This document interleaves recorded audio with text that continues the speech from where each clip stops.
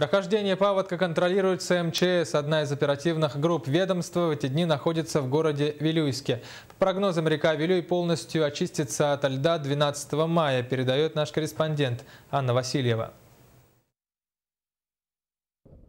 В данное время нижняя кромка ледохода по реке Вилюй находится на 10-м километре ниже города Нюрбы, а верхняя кромка находится в 2 километрах ниже от села Келестях Сунтарского улуса. Воды мало на реке, побочные речки, правые и левые притоки дают мало воды, потому что ночная температура минусовая, холодно ночью, поэтому мало воды.